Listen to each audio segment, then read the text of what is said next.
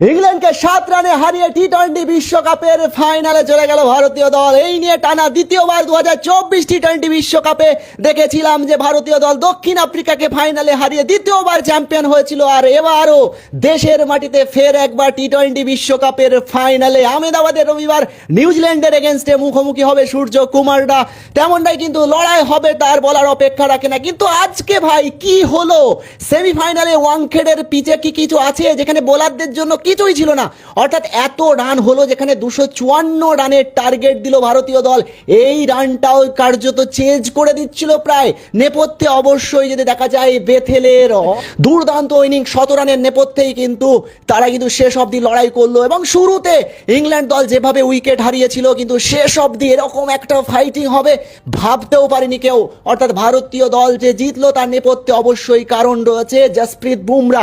জসপ্রীত বুমরা কেন বিশ্বের নাম্বার 1 বলার, কেন তিনি এত ভালো বোলার, আজকে আরো একবার প্রমাণিত হয়ে গেল। তিনি যেরকম বল করলেন বলা যেতে পারে আজকে সঞ্জু স্যামসনকে ম্যাচের সেরা নির্বাচিত করা হয়েছে। গত ম্যাচে দেখেছিলাম যে সঞ্জু স্যামসন ইডেন গার্ডেন্সে সেঞ্চুরি করেছিলেন, আজকে 89 করেছেন, কিন্তু তারপরেও তিনি একবার জীবন পেয়েছিলেন।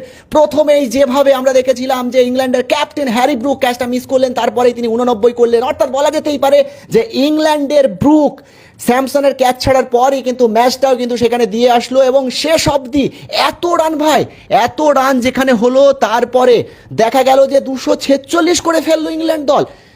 এত মাত্র 7 রানে হারলো ইংল্যান্ড। অর্থাৎ আজকে বোঝাই গেল যে ওয়াংখেড়ের পিচে ভাই কিচ্ছু নেই বোলারদের জন্য, এবং এই জয়টা সহজ হয়েছে একেবারে কার্যত বুমরার জন্য। বুমরার মতো বোলার যদি না থাকতো সেক্ষেত্রে ইন্ডিয়া দল আজকে জিততে পারতো না, ভারতীয় দল জিততে পারতো না।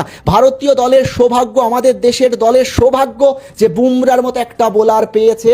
বুমরা ভারতীয় দলকে যেভাবে জেতালো, এই বুমরার উত্তরসূরি কেউ কি হতে পারবেন? কারণ বুমরার কতদিন টানবেন না ভাই। কি দেখলাম এরকম ম্যাচ যেখানে 500-র উপর রান উঠছে, 500-র উপর রান উঠছে একটা ম্যাচে ভাই, ভাবা যায় এরকম একটা ম্যাচ দেখতে পেলাম। 500 রানের একটা ম্যাচ টি-20 ক্রিকেটে, জাস্ট ভাবা যাচ্ছে না। দেখুন গত ম্যাচে আমরা দেখেছিলাম ডু অর ডাই ম্যাচে ওয়েস্ট ইন্ডিজের এগেনস্টে সঞ্জু স্যামসন যেভাবে 100 রান করেছিলেন, আজকেও তিনি 100 রান না করলে 89 রানের ইনিংস খেললেন।